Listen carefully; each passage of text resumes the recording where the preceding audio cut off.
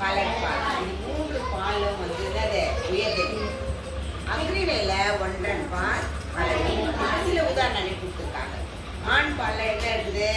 அண்ணன், பாலு, சிறுவன், அவர், அவன், இவர், முகிலன், இவன், அவன், தாத்தா, அப்பா, மாமா. இவர்கள்லாம் வந்து என்னது ஆண் பாலை கொடுக்கும்.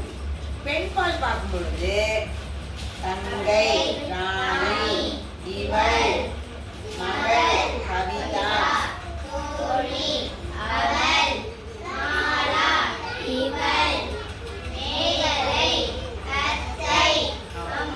இதெல்லாம் வந்து பெண் பாலை.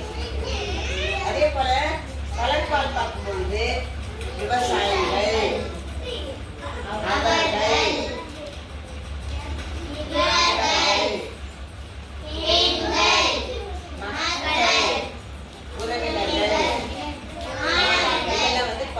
இதெல்லாம் வந்து 3 உயர்திணை.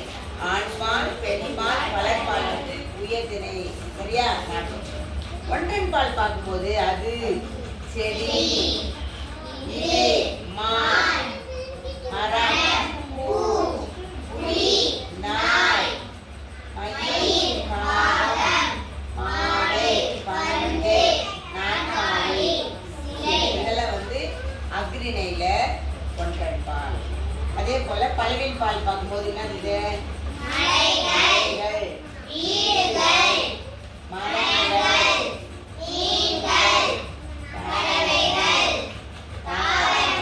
இதெல்லாம் வந்து பலவின் பால்.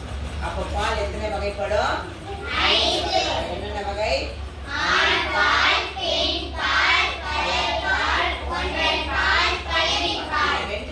3 விதமானது வந்து உயர்திணை பால்கள்.